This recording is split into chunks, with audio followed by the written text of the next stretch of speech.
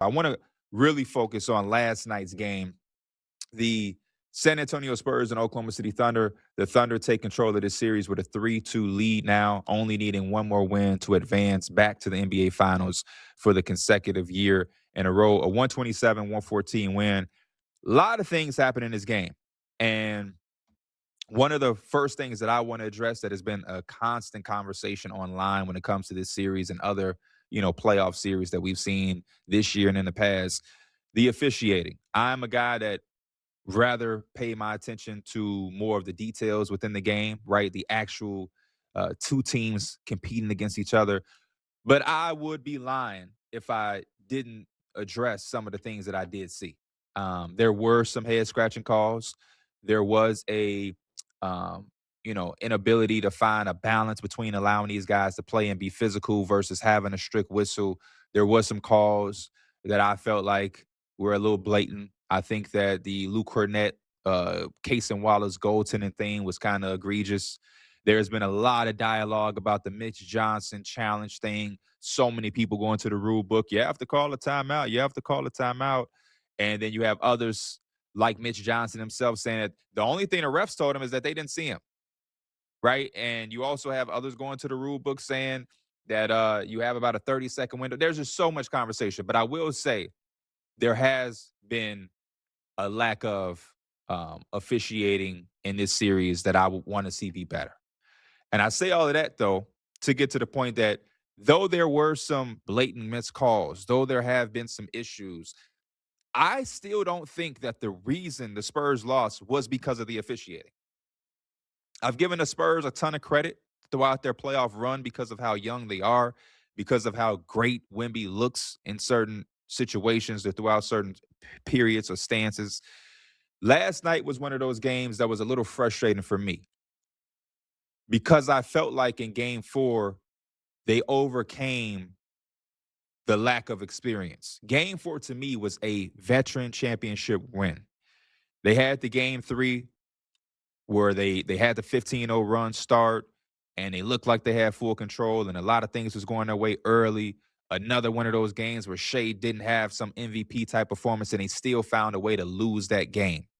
And I felt like that was one of the ones that could deflate a young locker room and that could make them kind of check out and lose their confidence and eventually let that snowball into a game 4 loss as well. But for them to respond the way that they did in game 4 made me feel like that the youth thing can be put to bed. But still in this game 5, the turnovers were a bit ridiculous. There were plays where guys just seemed like they didn't want the basketball at all. I talked about it last night. There's a play engraved in my brain of Julian Champagnie receiving the basketball after the Spurs forced a turnover on the Thunder. Ihart had the ball. He stumbled, lose the basketball. Champagnie gets it. He wants to find a guard. Caruso and some other defenders are playing aggressive, not allowing him to make the hit ahead to Castle or Fox or whoever's on the floor. And he panics and throws the ball to Wemby, who isn't anticipating the basketball, isn't looking for the basketball, and they completely give the ball right back to OKC, who then makes a 3. Those type of turnovers are still youthful to me. There's also the youthfulness when this team is down 11, 9, 8 points late in the second half, in the fourth quarter, and it feels like the entire team is looking for some 8-point shot. They're looking for the one shot that is going to erase the entire lead. They're 3-point hunting. They're settling. Even in times where it feels like they still are in distance of making some type of comeback.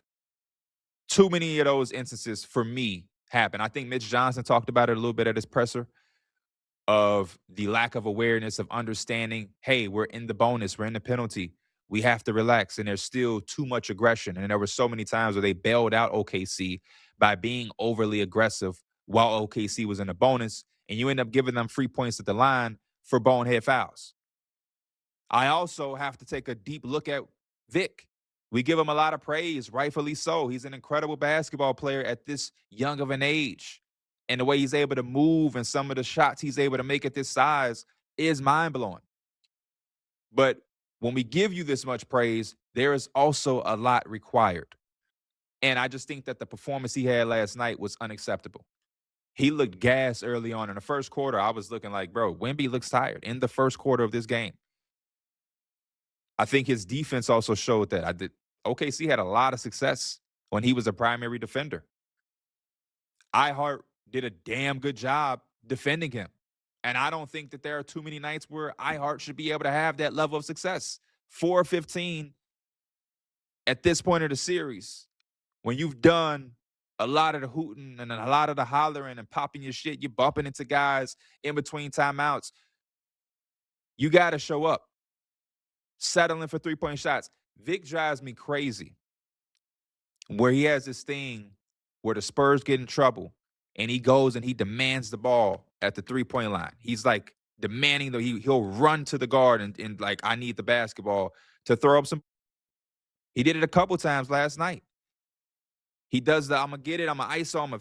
I'm a jab. I'm going to look up, take my time, and I'm going to dribble.